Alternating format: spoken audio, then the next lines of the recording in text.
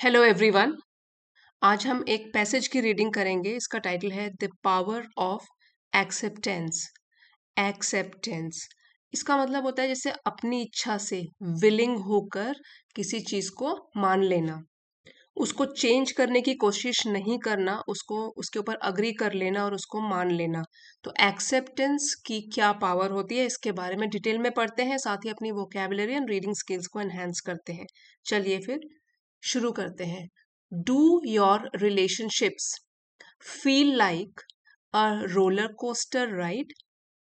यहाँ पे डू इसलिए है क्योंकि यहाँ पे रिलेशनशिप्स प्लूरल में है। अगर हम सिंगुलर बोलते कि रिलेशनशिप तो होता डज योर रिलेशनशिप, तो डू यहाँ पे प्लूरल में है।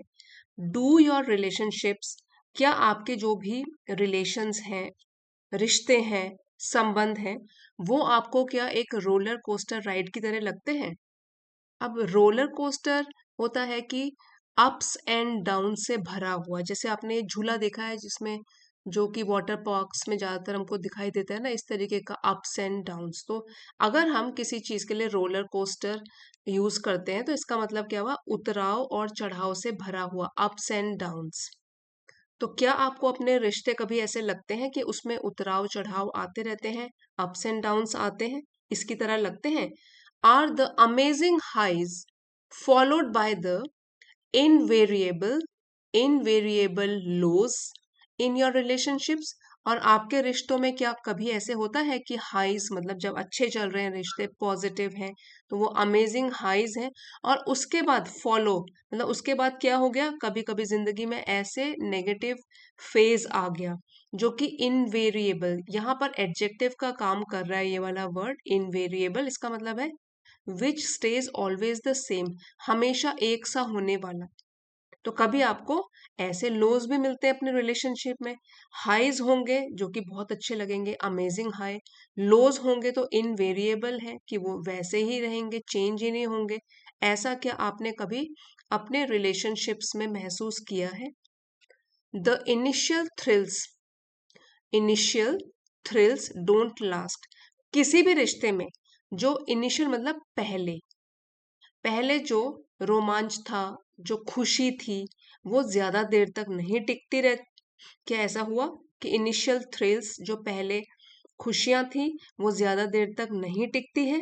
Everything is not sunshine and roses. ये एक फ्रेज है, सनशाइन एंड रोजेस, और इसका मतलब है कि हमेशा खुशी, जॉय, हैप्पीनेस। तो पॉजिटिविटी के लिए ये वाली फ्रेज यूज करते हैं। तो एवरीथिंग मतलब हर समय हर चीज सनशाइन एंड रोजेस नहीं है रिश्तों में या रिलेशनशिप्स में। ठीक है, तो सनशाइन एंड रोजेस इस फ्रेज का मतलब हो गया कि सिर्फ खुशियां ही खुशियां लाइफ में एक्सपेक्ट मत करो। Everything is not sunshine and roses. जिंदगी में हमेशा ही खुशियां नहीं होंगी, उतराव चढ़ाव जरूर होंगे। आप इस पैराग्राफ से कुछ अच्छी वोकैबलरी को याद कर सकते हो। एक तो है रोलर कोस्टर राइड, मतलब जो कि जीवन में अप्स एंड डाउन से भरी हुई हो। ठीक है, इनवेरिएबल मतलब हमेशा एक जैसा रहने वाला। उसके बाद सनशाइन एंड रोजेस, ये भी एक फ्रेज है, मतलब इसका हुआ कि हमेशा जो कि पॉजिटिव ही रहता है, खुशियां ही खुशियां रहती हैं। तो हम ये वाली फ्रेज यूज कर सकते हैं। Happy relationships cannot be attributed to luck. तो अगर किसी के रिश्ते खुशहाल चल रहे हैं, हैप्पी हैं, तो जरूरी नहीं है कि हम उसको रीजन दें कि ये लक के कारण, कि वो तो लकी है, किस्मत वाला है, इसलिए उसके रिश्ते अच्छे चल रहे हैं। एट्रीब्यूट इसका मतलब ये एक वर्ब है यहाँ पे, इसका मतलब क्या हो गया कि consider to be caused by, मतलब इसकी वजह से हो रहा है, लक की वजह से। Happy relationships can not be attributed to, मतलब कारण बता रहे हो कि लक की वजह से है। You need to work towards them, आपको उसके प्रति काम करना पड़ता है, रिश्ते संभाल के रखने पड़ते हैं, मेहनत करनी पड़ती है रिश्तों के लिए। Need to work towards them. Begin with yourself, तो इसलिए पहले शुरुआत खुद से ही करो। दूसरों से एक्सपेक्टेशंस रखने के बजाय, एक्सपेक्ट मतलब आशा करना, किसी से उम्मीद रखना, दूसरों से एक्सपेक्ट करने के बजाय खुद से शुरुआत करो। To the extent you get upset you are the cause.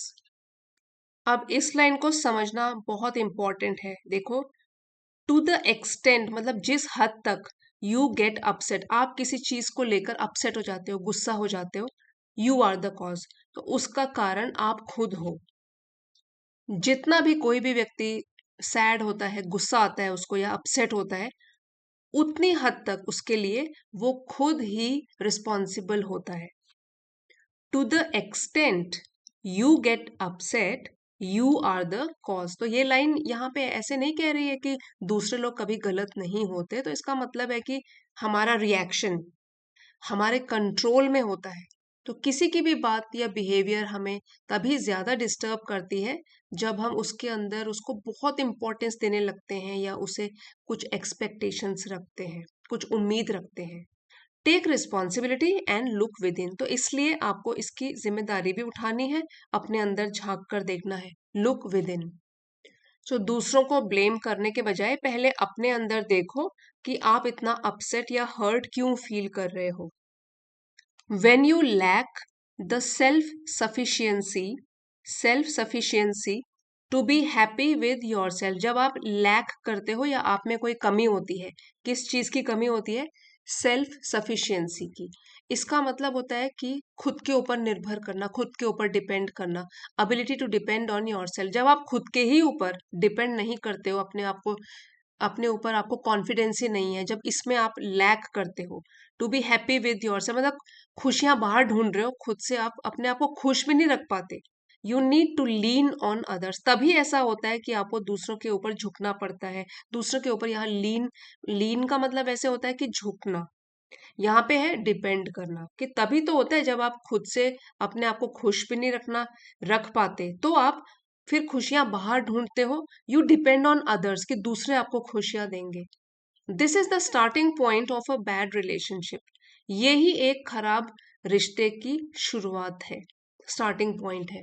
Only when you are happy within can you connect meaningfully with others. तो आप दूसरों से भी अच्छी तरीके से कनेक्ट या रिश्ते तभी रख पाओगे जब आप अंदर से खुश होगे। जब खुशी नहीं हो आप, तो दूसरों को भी क्या खुशियां दोगे और क्या आप एक्सपेक्ट कर सकते हो।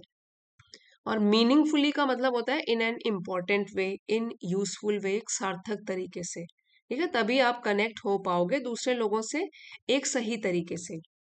Love tainted tainted with selfishness is attachment. अगर आपका प्यार किसी भी रिश्ते में टेंटेड है, मतलब पॉल्यूटेड है, तो यहाँ पे टेंटेड का मतलब हो गया जो कि स्पॉइल्ड है, और या वो बिल्कुल प्योर नहीं है। उसमें क्या भरा हुआ है, क्या मिला हुआ है आपके लव में? स्वार्थ, सेल्फिशनेस, और वो क्या है? अटैचमेंट। तब तो आप इसको क्या कहोगे? अटैचमेंट, किसी से जुड़ाव महसूस करना, कि आप इमोशनली उसके ऊपर डिपेंडेंट हो। Love tainted with selfishness is attachment, तो ऐसा प्यार जो कि स्वार्थपन में डूबा हुआ होता है, तो वो तो एक अटैचमेंट है, कि आप उसको मोह माया बोल सकते हो आप। You expect a return for your affection, किसी से अगर प्यार करते हो तो आप एक्सपेक्ट, उम्मीद कर रहे हो कि वो भी आपको रिश्ते में, किसी भी रिश्ते में रिटर्न देगा। ठीक है, रिटर्न, जितना आप इन्वेस्ट कर रहे हो दूसरा भी उसमें उतना ही इन्वेस्ट करेगा, तो आप एक्सपेक्ट करने लग गए हो। टेंजिबल और इनटेंजिबल, तो you expect a return for your affection whether it is tangible और इनटेंजिबल। टेंजिबल ये एडजेक्टिव है, इनटेंजिबल ये भी एडजेक्टिव है, दोनों ऑपोजिट हैं एक दूसरे के। इसका मतलब होता है जिसको कि टच कर सकते हैं हम, ठीक है, जिसको छुआ जा सके, तो एक ये हो गया। और इनटेंजिबल का मतलब है which can not be touched. So यहाँ पे जैसे हम बोल सकते हैं एग्जाम्पल के तौर पर, टेंजिबल चीजें क्या हो गई, जैसे गिफ्ट हो गई, मनी, हेल्प, या कोई फेवर हो गए। इनटेंजिबल क्या हो गई? ऐसी चीज जो कि दिखाई या छुई नहीं जा सकती, लेकिन वो महसूस की जा सकती है, जैसे कि respect, appreciation, attention, love. So you expect a return for your affection, tangible और इनटेंजिबल, क्योंकि आप यहाँ पे सेल्फिशनेस से भरे हुए हो। तो अगर आप किसी की हेल्प करते हो और बदले में एक गिफ्ट की उम्मीद करते हो, इसको एक्सपेक्ट करते हो, तब तो वो हो गया टेंजिबल रिटर्न। फिर अगर आप बदले में रिस्पेक्ट, लव, ग्रैटिट्यूड ये एक्सपेक्ट करते हो, इसकी उम्मीद रखते हो, तो वो हो गया intangible return. You make demands on people and bind them. So bind का मतलब हो गया बांध देना किसी को। डिमांड्स का मतलब हो गया कि आप कोई उसमें एक्सपेक्टेशंस रख रहे हो दूसरों से। You make demands on people and bind them. तो आप लोगों से बहुत ज्यादा एक्सपेक्टेशंस रखते हो और फिर आप चाहते हो कि आपकी मर्जी के हिसाब से काम करें। तो इस तरह आप उन्हें, दूसरे लोगों को, अपनी एक्सपेक्टेशंस के बंधन में बांध देते हो। और ये एक्सपेक्टेशंस क्या हो गई? आपकी उम्मीदें जो आप दूसरे लोगों से रखते हो, और इसकी वजह से आप लोगों को इमोशनल तरीके से बांध देते हो, जैसे बोल के कि मैंने तुम्हारे लिए तो इतना किया, अब तुम्हें भी मेरे लिए उतना ही करना चाहिए। तो इमोशनल तरीके से आप बाइंड कर देते हो उनको।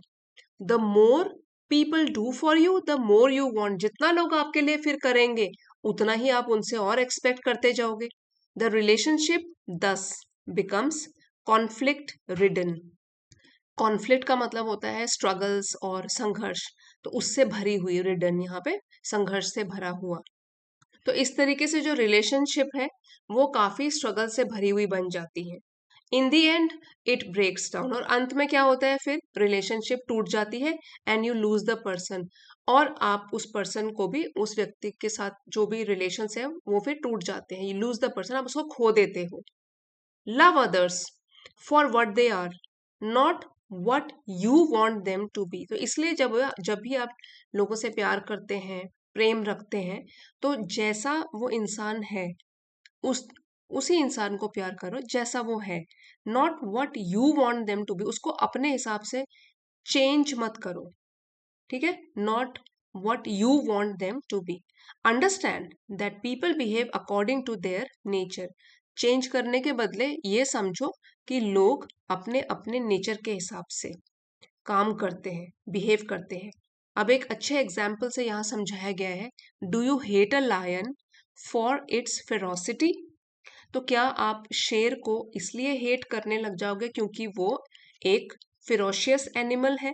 तो फिरोसिटी का मतलब होता है कि फियर्स और वायलेंट है नेचर में। तो क्या, तो उसको तो नेचर ने ऐसा बनाया हुआ है, उसके हिसाब से वो काम कर रहा है, तो क्या आप इसकी वजह से उससे हेट करोगे? और a deer for its timidity. Timid का मतलब होता है डरपोक, या डियर, हिरण डरपोक है, तो इसके लिए क्या आप उससे हेट करोगे? You love both creatures equally. तो आप तो दोनों क्रिएचर, मतलब शेर को भी और हिरण को भी, दोनों को प्यार करते हो equally, because you understand their nature. क्योंकि आप जानवरों के नेचर को पहचानते हो, तो इसलिए आप शेर को भी प्यार करोगे, डियर को भी अच्छा मानोगे। What prevents you from accepting people as they are? लेकिन जहां ह्यूमंस की बात होती है, तो तब आपको क्या चीज रोकती है कि एक्सेप्ट करना, स्वीकार करना पीपल जैसे वो है वैसे, जैसे उनकी नेचर है उसी तरीके से उनको एक्सेप्ट करना? इससे आपको कौन रोकता है? Why do you complain when a partner gets aggressive और अ चाइल्ड इज टिमिड? आप तब क्यों कंप्लेन्स करने लग जाते हो, शिकायतें करने लग जाते हो, जब कोई भी पार्टनर जो है वो एग्रेसिव हो जाए, गुस्सा हो जाए, या कोई बच्चा अगर डरपोक हो, उसको उसी के नेचर के अनुसार क्यों नहीं एक्सेप्ट करते हो? As you develop true love, और जैसे जैसे आप डिवेलप करते हो, आपका जो ट्रू लव है वो और भी डीप होता जाता है। You will focus on their best qualities. तो आप देखोगे कि अब आप फोकस करने लग गए हो जो उनकी बेस्ट क्वालिटीज है, ना कि जो आप सोचते हो कि उनमें इसकी कमी है। तो जब ट्रू लव अगर होगा, तो आप हर एक इंसान में उनकी बेस्ट क्वालिटीज देखोगे, उनकी नेगेटिविटी को ओवरलुक करोगे, उस पर ज्यादा ध्यान नहीं दोगे। And gloss over the negativities. Gloss over, ये एक फ्रेजल वर्ब है, इसका मतलब होता है इग्नोर करना। ठीक है? इग्नोर मतलब ध्यान न देना, इग्नोर। तो ग्लॉस ओवर मतलब आप उसकी नेगेटिविटीज, जो भी माइनस पॉइंट्स है, उसको फिर आप इग्नोर करते हो। You will see opponents as partners. तब आपके जो भी ओपोनेंट्स हैं, जो विरोधी हैं, जो लोग आपके ऑपोजिट हैं, उनको भी आप पार्टनर्स की तरह से देखोगे, क्योंकि आपको उसमें फिर ज्यादा फॉल्ट्स नजर नहीं आएंगे। Competitors as comrades. कंपेटिटर मतलब जिनसे आपका कंपटीशन है, प्रतिद्वंदी है, जो आपके साथ compete कर रहा है, उनको भी आप एक फ्रेंड की तरह देखोगे, कॉमरेड की तरह, फ्रेंड की तरह। However use the intellect at all stages of a friendship. लेकिन यहाँ पे एक चीज का ध्यान रखना है, हाउएवर मतलब हालांकि आपको अपनी इंटेलिजेंस का, आप अपने माइंड का, माइंडफुल होकर विवेक का हर एक स्टेज पे, रिलेशनशिप के हर एक स्टेज पर ध्यान रखना है, सोच समझकर कदम उठाने हैं। Express your love discriminately. Discriminately ये जो है एक एडवर्ब है, और इसका मीनिंग होता है कि केयरफुल जजमेंट के साथ, समझदारी के साथ, विवेक के साथ। तो अपने प्यार को एक्सप्रेस करो पूरे विवेक के साथ, so that unscrupulous unscrupulous people do not take advantage of you. Unscrupulous ये एक एडजेक्टिव है, इसका मतलब हो गया डिसऑनेस्ट, या जो बेईमान लोग हैं, जिनके मॉरल प्रिंसिपल्स नहीं हैं, ऐसे लोग। डू नॉट टेक, आपका फायदा ना उठाएं, do not take advantage of you. तो आप जब भी किसी भी रिश्ते में लव एक्सप्रेस करते हो, गिव एंड टेक होता ही है, तो वो बहुत सोच समझ के करो, ताकि जो खराब लोग हैं, बेईमान लोग हैं, वो आपका फायदा ना उठाए। In the end love turns Godward, you worship God in all beings. Godward का मतलब हो गया कि भगवान की ओर। तो यहाँ बोला गया है कि जब आपका प्यार बिल्कुल सेल्फलेस होता है, उसमें स्वार्थ नहीं होता, तो ऐसा हो जाता है, तो वो धीरे धीरे भगवान की तरफ मुड़ जाता है।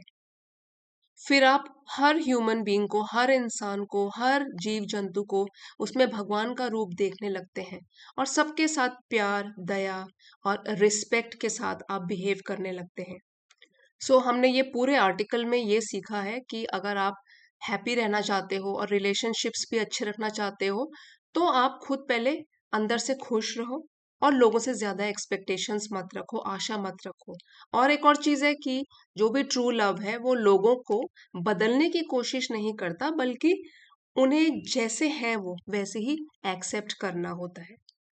तो यही है हमारी power of acceptance. And I hope आज का वीडियो आपके लिए हेल्पफुल रहा होगा। पसंद आया है तो लाइक, शेयर और सब्सक्राइब भी जरूर कीजिएगा। कमेंट लिखकर भी जरूर बताइएगा कैसा लगा। Thank you for watching.